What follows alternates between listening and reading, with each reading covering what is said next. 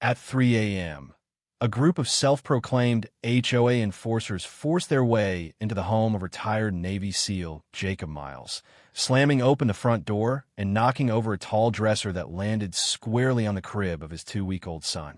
One of the intruders had no formal license to perform inspections. The other had a history of violent charges.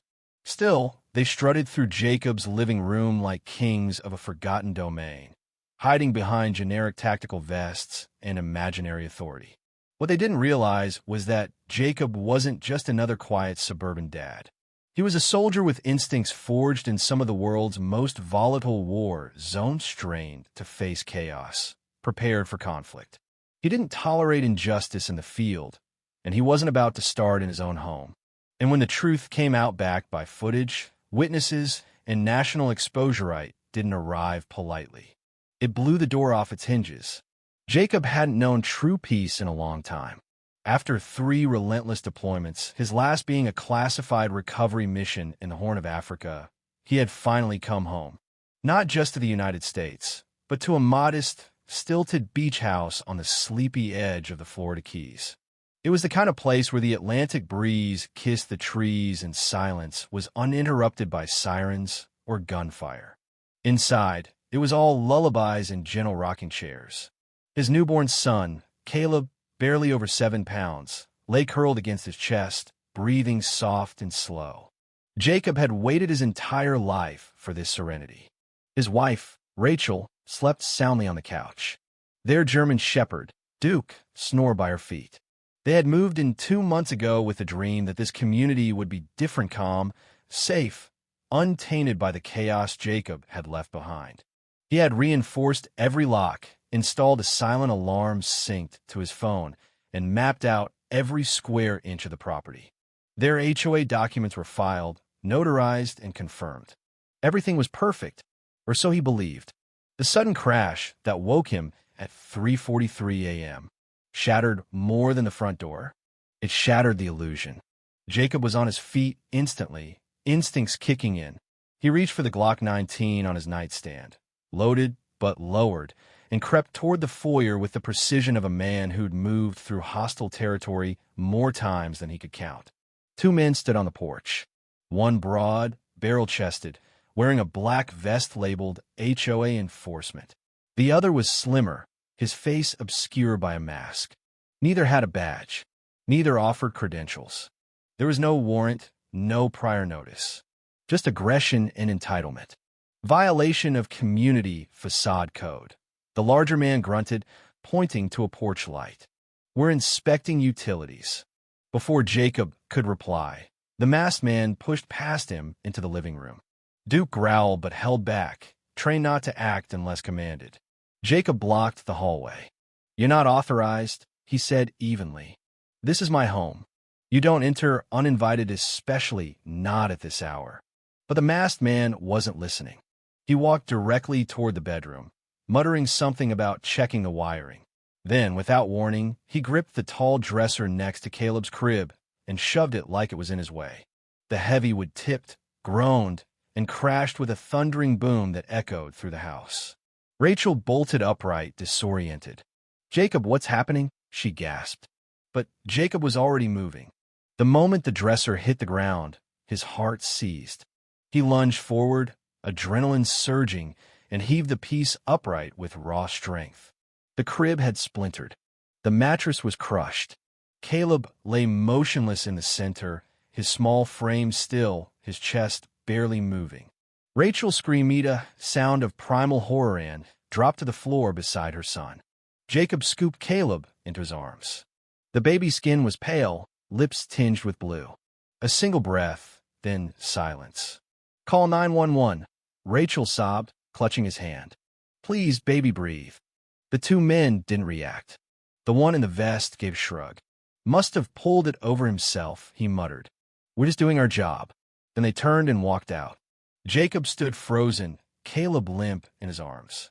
Blood chilled in his veins. His son wasn't crying, wasn't blinking. The world cracked beneath him. As the door closed behind the intruders, Jacob's mind sharpened. He called 911, voice steady through sheer will. "My son's been injured." I need an ambulance now. 7 minutes later, paramedics burst in. It felt like hours. Jacob and Rachel held Caleb between them, wrapped in blankets, whispering lullabies. No te has. Not yet. There was no time. At the hospital, the chaos intensified. Monitors beeped, nurses shouted, machines clicked. Caleb was taken behind closed doors while Jacob and Rachel waited in silence.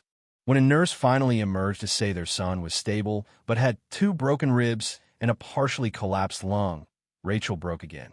Jacob held her, silent. They returned home just after dawn. The front door was cracked. The house still reeked of panic.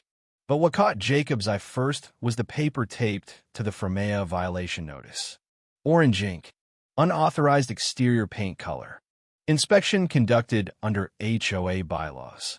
The sun rose behind him, but Jacob felt no warmth. Only cold, calculated resolve. He was no longer angry. He was focused. This wasn't just personal. It was war. That night, Jacob dug. He began with the name on the violation, Dean Rourke. No enforcement credentials. No government employment. An old plumbing license, now expired. A few low-rated online reviews. Then came the real find. A post from a woman claiming Dean entered her yard and removed her pet's shelter during a noise dispute. Nothing ever came of it. No one followed up. The masked man had been harder to track. Eventually, Jacob found him Craig Vaughn.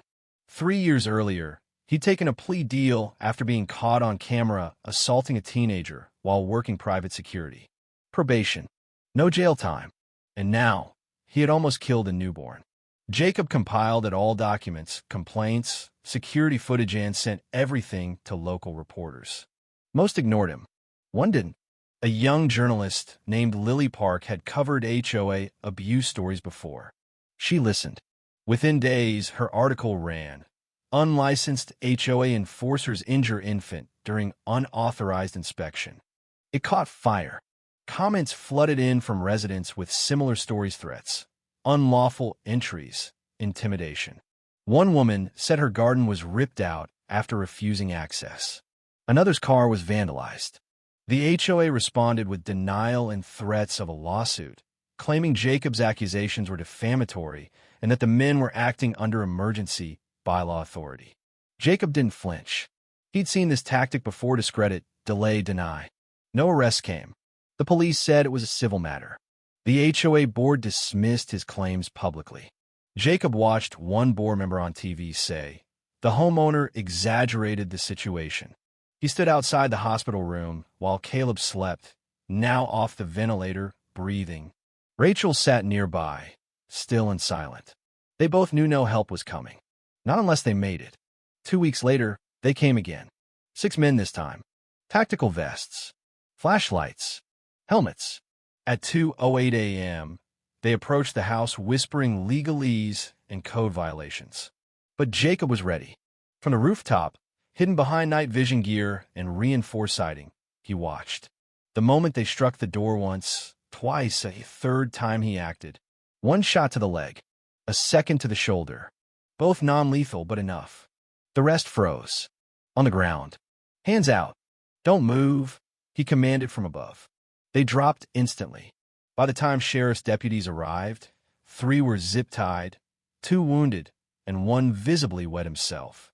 Jacob sat on the porch, weapon holstered, legal documents beside him. Stand your ground, laws, unlawful entry statutes, printed HOA restrictions. One deputy recognized him. "You okay, Mr. Miles?" Jacob nodded. "Did what I had to." The rest was inevitable. The video footage went viral. The story exploded nationwide. The HOA tried to blame Jacob for overreacting, but witnesses, injuries, and medical records told the truth. Charges were filed. Dean Rourke was convicted for impersonating an officer and unlawful entry. Craig Vaughn faced felony assault charges for the harm to Caleb. The HOA board dissolved. Their president was indicted for organizing an illegal enforcement unit. Jacob and Rachel sued for damages, medical bills, emotional distress, punitive liability. They won. The jury awarded them $4.8 million. But Jacob didn't stop there. He launched the Caleb Shield Foundation, a legal support fund for families facing HOA abuse. In its first year, it helped over a dozen families. Legal aid, advocacy, protection. Jacob never sought the spotlight. He wanted security. For his wife, for his son, for families everywhere. And when asked why he went public, his answer was simple. I did what any father should do. I stood between harm and my son. Now, their house is quieter, stronger, safer, military-grade glass, discreet security, peace earned the hard way. And in Jacob's arms, Caleb laughs healthy, happy, whole. His tiny hands tug at his dad's collar, unaware of the storm that nearly took him. But Jacob remembers. He always will. Not every battle wears a uniform. Not every war happens overseas. Some happen behind fences, under moonlight, in the places we're meant to feel safest. And when those battles come, may they find men like Jacob Miles standing watch, not angry, not afraid, but ready.